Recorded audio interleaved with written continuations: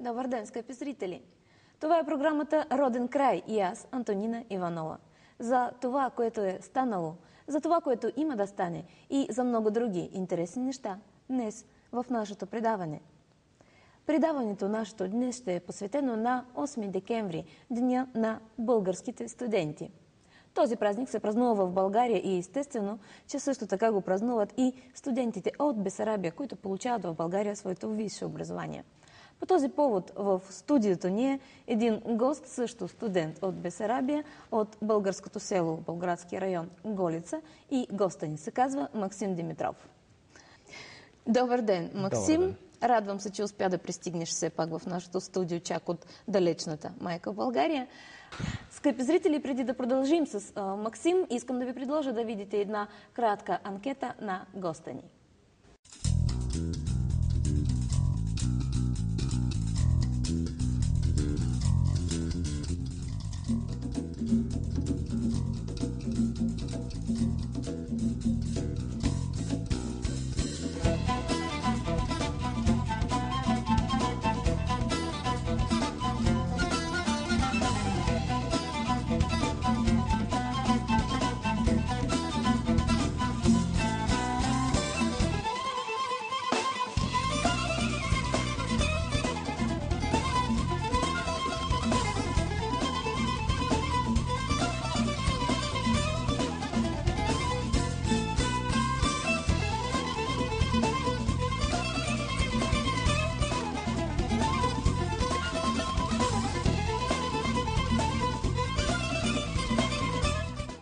Казвам се Максим Димитров, от село Голица съм. Учил в училището от 1993 до 2004 година. През 2004 година кандидатствам и съм приет в Благоевград, където уча социология. На следващата година разбирам, че социология няма много перспективи днес, нито в България, нито в Украйна. Затова избирам да продължа обучението си по специалност туризъм, за което не съжалявам. И вече съм на четвъртия курс, така да кажем, на финала, пред финала. Роден си в село Голица. Разкажи нещо за селото си. Роден съм в село Голица. Това е едно малко бесарабско българско село, в което, може да кажа, преминах училището на живота си, или може по-добре го започнах, защото не бих казал, че има много възможности в село. От тази гледна точка това му потикна да се открие себе си, да тръгна към някакви подвизи, да си постигам целите, да бъда по-сигурен в това, което правя. Какво стана? Докажа, че и от малките села може да се справи нещо, може да се очаква нещо. И мисля, че до някъде съм успял. А как започна този твой път? Значи, като не съм излизал от село, може да се каже, че до 8 клас също съм бил, така затворям, само като съм ходил до Болград. И имах голяма мечта и една от мечтите ми, която е до сега, да обиколя света. Също така имам една друга мечта, която е свързана с твоята работа, с журналистика. Исках да работя в телевизии, в предавания. И още от малък учителка в български език Раиса Георгиевна в училището ме заинтересува, предложи ни вестник Роден край, защото когато изучавахме български език, виждах, че нашия български език се отличава от този, който е истински литературния. Съответно, станах постоянен читател на вестник Роден край. Така. И в 2002 година, през април, по-точно през март, реших да напиша една статия. То не е статия, може да се каже така очерк на едно събитие, което е станало в нашето училище. Реших, че ще стане интересно да се представи на читателите. Съответно го пратих до редакцията. Бях много изненадан, когато получих отговор от Доро Костова. Съответно, още повече изненадан, когато си прочетах своята статия и нашите роднини в... Ще те прекъсна за малко. Ние бяхме в редакцията, аз тогава работих във вестник Роден край. Още повече изненадани от това.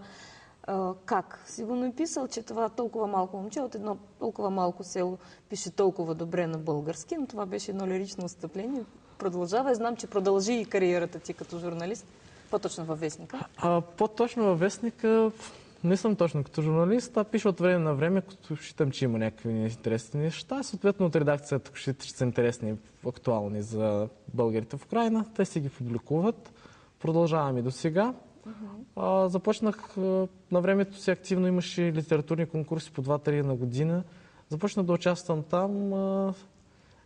Първата ми награда беше пътуването в детски лагер из толерантността, от който отново при откриване на себе си разбираш, че има и други хора, виждаш как те разсъждават, не разсъждаваш точно така, ти на село, в смисъл повече другите са от градовете, по друг начин са възпитани, сблъскаш се с живота и втори път това...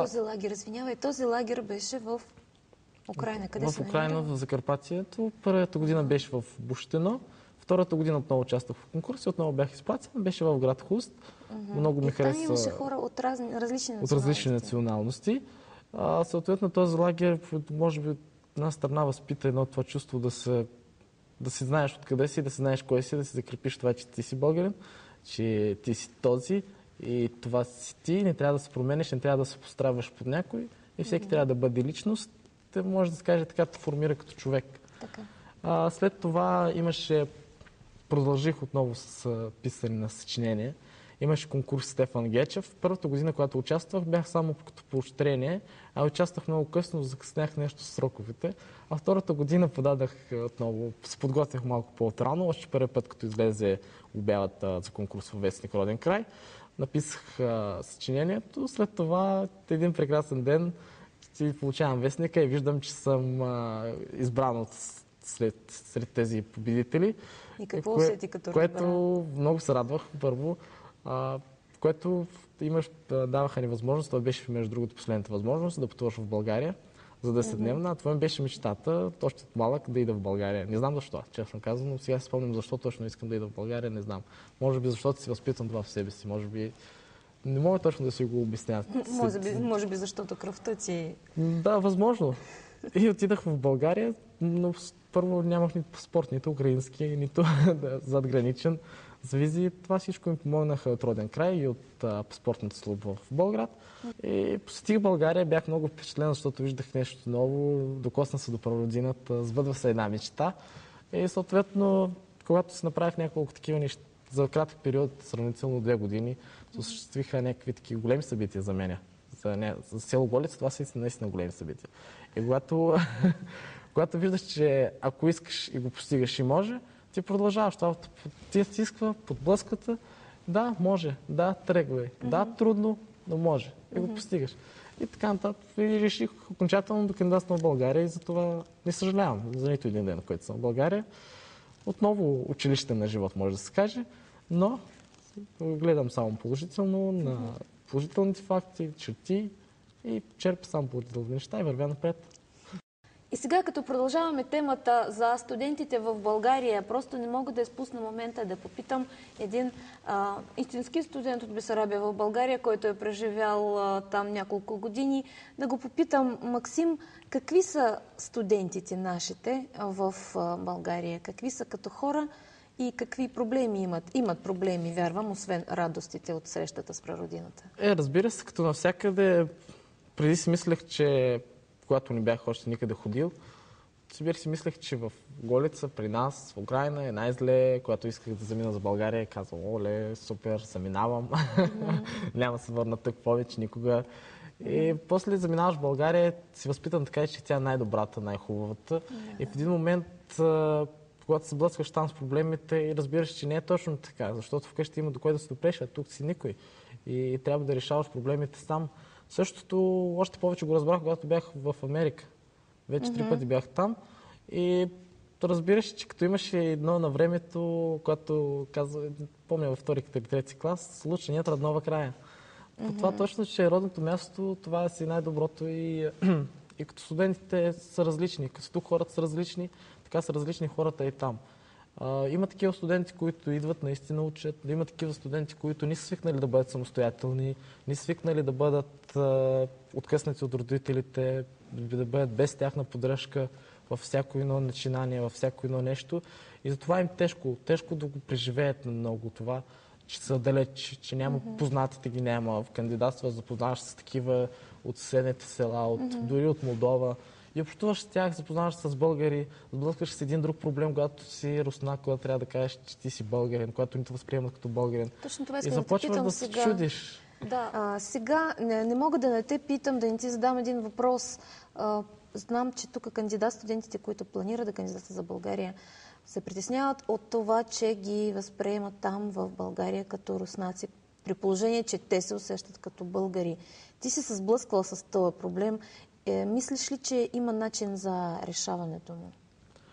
Да, има начин за решаването. И по начинът е следния. Когато нашите студенти се заминат за там и те искат да са някаква идентичност, да се направят, че кой съм аз. И започват, тъй като в България никой не говори на руски, започват да говорят на горе-долу развален руски. Така. И смисъл и общуват само с себе си помежду си българи от Украина, от Молдова заедно. А по-точно игнорира другите българи. В смисъл, когато събират купони, те малко са възпитани в по-друго възпитание имат. И може да кажа, че тази самоизолация ние си я правим ние. Затова така ни наричат руснаци. Или защото факт е, че са от Украина. Примерно, в момента, като съм в България, като ли кажа, че съм от Украина, никой не ми вярва. Някой път дори казвам, че съм от Украина и те не ми вярват, докато не им покажа документ. Проблемът е това, че много от тях не говорят български, като има сега един първи курс, а основно това с български не говорят от повечето от Запорожска област и от, така да кажем, от градовете като Болград и Измаил. Съответно, те казват, защо сме дошли тук, защо трябва да говорим български, если ме руския. Т.е. това е проблема на самите хора и нещо като защита. Според мен аз го виждам това като проблем на самите хора, защото те не искат да се адаптират, защото където и да идеш, трябва да се адаптираш, трябва да влезеш с това, в това общество и да го възприемеш такова, каквото е, за то да те възприеме. Тоест това не е проблема на хората, обкръждаващите, които в България. Искаш да кажеш, че това излиза повечето от самите студенти в България, които кандидатстват? Не, тук мога да отбележа друг факт, че в България много малко знаят за българите в Украина. Много му се чудят, трябва да им разказваш, че има българи, че има определени личности, че примерно Болградската гимназия е първата гимназия българска извън в България, в новата България вече. Те много не са запознати с историята и затова и този факт, че не знаят много за историята, и той също събере всичкото и това събира и прави една картина, че така да наричат руснаци. Добре, кажи, посъветвай нещо на децата, учениците, които мислят да кандидатстват в България. Как да действат в тези моменти? Значи, първо искам да кажа, че примерно за до година, ако има такива, които ще кандидатствате, които сте решили да учите в България, по-добре решете, защото отивате на един риск. България не е тази, която ви описват, че е добра и красива. Да, тя е добра, тя е много красива. Има много хубава природа, има много хубави хора, като и тук, и навсякъде. Но бъдете готови това и питайте се, дали проверете се един някакъв начин. Дали сте готови вие да бъдете сами, дали сте готови да няма майка и баща. Дори да ви случи нещо, примерно сте се заболели и трябва да идете в спешното. Дали може това да го направите? Дали може един начин да се изготвите, да се изхраните, когато нямате пари? Дали може да действате по някакъв начин, когато да си решавате проблемите? Защото ако не сте сигурни, ако сте свикнали майка ви, баща ви винаги да ви уреждат нещата или някой друг да се грижи за вас, вие да не полагате усилия, България не е за вас. Стойте се тук, Измаил, Болград, Одеса. Това са вашите перспективи. Това е тук, защото ако имате някакви проблеми, обадете се на майка ви в село, баща ви или който и там да е, познати и проблемите ви са решени. А иначе в България това не става. В смисъл, вие може да се обадите, нали така, но отново има разстояние, отново. Затова, ако сте решили, че можете, заминавайте. И другото, което, какво ще кажа на тези, които са вече ще бъдат приети като студенти, подгответе се към някакви рискови, към решаване на проблеми, че живота не е толкова писан, България не е толкова розова и това ще ви улесни. Защото когато ситуацията се възприема такава, каквато е и когато разбирате, че виждате, да, това е проблем, да, това е тук така, това е така. По-лесно се решава, по-лесно се излиза от този проблем. Учете български, говорете български, общувайте с българите и тогава адаптирайте се в тази среда. Защото същия проблем го има и дори не е само за България. Като бях в Щатите, ако не говориш английски, ти си игнориран. Така е. И така е навсякъде. Така че гответе се да живеете в България, да живеете по-български, да живеете с българи, а и да ни бъдете руснаци, да ни бъдете такива. Тоест всичко се опира, както винаги, всичко се опира до изучението на езика на български език, родния български език в училищата преди всичко, защото кандидат-студентите са ученици. Как са Нали, как научи език? Първо езика, което ми спомогна, първо, че ние вкъщи никога, нито с брат ми, нито с майка ми, нито с сестра ми, нито с другите братя и баща ми, всичките, ние не говорим руски. Да, вие сте 5 деца? Да, ние сме 5. Така. Аз съм четвъртия. Ние никога не говорим руски, първо това. За мен е било трудно да говоря руски, сигурно до 9 клас. Разбираш всичко, но не можеш да говориш, защото нямаш такава практика. Така. И това.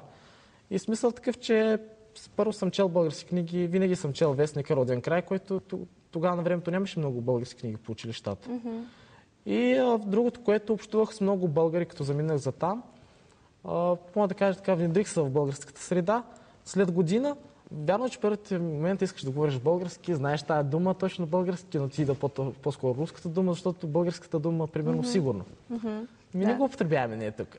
Няма И затова, когато се внедряваш, когато искаш да го направиш, и в България така е, че като виждаш, че ти работиш, и те подават ръка. И не, аз мисля, че не е само в България. Мисля, че е навсякъде така. Като виждаш, че работиш, че искаш нещо да постигнеш, има такива хора, ще ти подадат ръка. Като се казва, почукай, ще отворят. Ясно. Пак се опряхме до това, че всичко е в ръцете на самите студенти.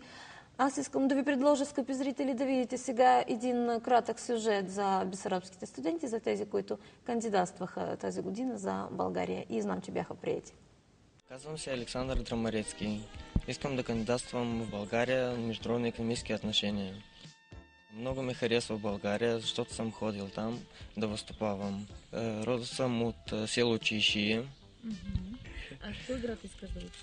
Искам да се уча в град София, защото там се учи моята девчонка и искам да бъда при нея, защото много ga обичам.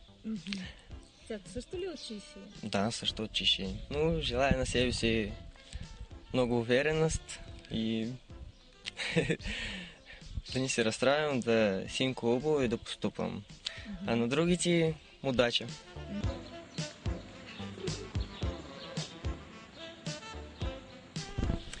Аз се казвам Дарья Андреевна Стойкова. Кандидатствам в България, в София, на международни икономически отношения в НСС. Аз казвам Стойкова Мария Андреевна. Кандидатствам в България на международни отношения в София. В НСС.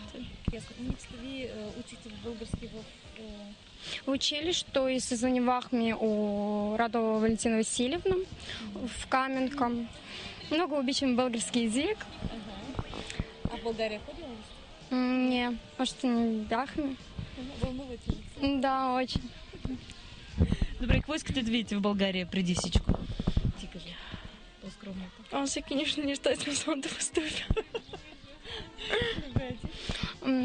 Аз искам да падна в София, да видя столицата на България.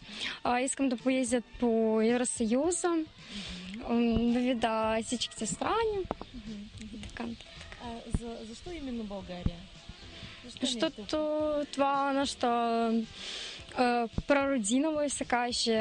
Ми живеем в своята родната страна.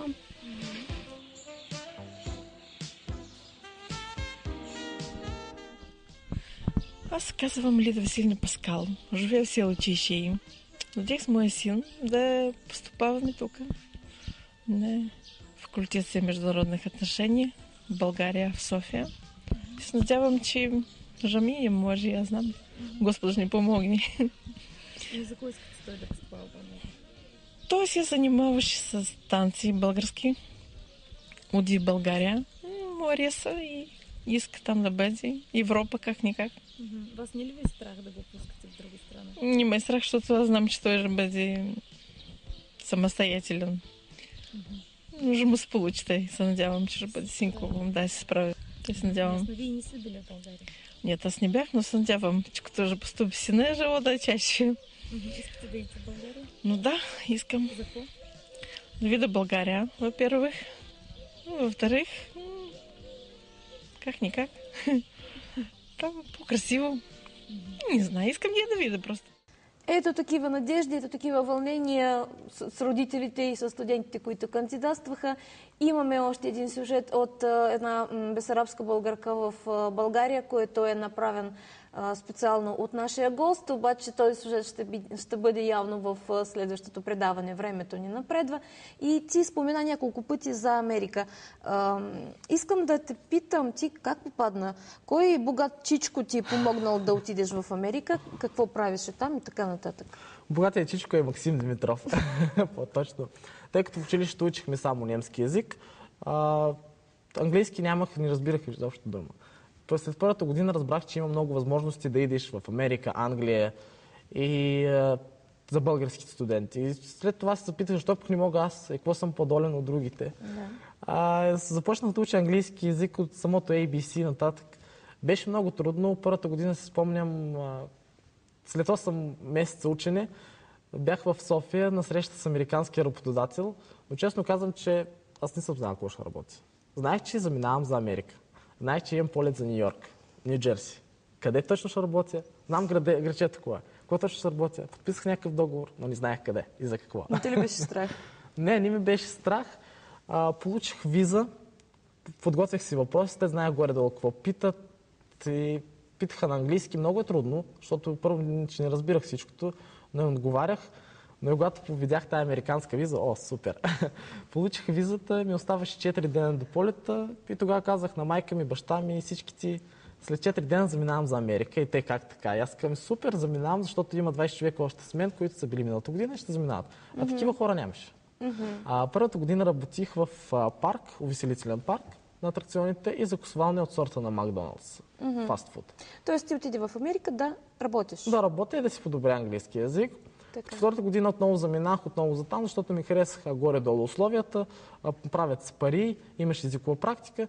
А тази година, третата в това, заминах, защото си намерих работа по специалността, по туризъм, научен туризъм и работих в хотел в един от най-скъпите ски курорти в щатите, Вейл, в Колорадо.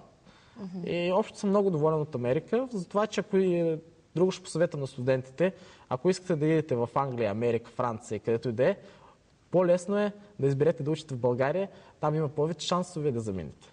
Не, те са 1000 менеджерите, 1000 са фирмите, които изпращат студентите. Сигурно и тук има в Украйна, защото и от Украйна имаше такива участници. Но съветвам на едни хора, че ако искат да постигат нещо, нещата са реални. Само трябва да искаш, защото има сайта, за който с контакти. Там снимки имам и много познати ме питат, и как се получи, че ти там беше, там. Е така, исках и бях. Може да се каже, започна да се осъществява моята мечта, да обиколя света. Тази година обиколих целите щати, като бях в Денвер, Ню Йорк, Лос-Анджелес, Майами, Ню Джерси. Съответно съм много доволен. Бях Ниагарски водопад, Вашингтон. С когато си на тези места и какво, тук съм. Скъпи зрители, виждате много добре, че съвсем спокойно един човек, млад човек, от едно малко българско село, от едно, не мога да кажа, че е заможно семейството, със собствени сили, със собствени желания и със собствена упоритост, съвършено спокойно може да замине за няколко държави.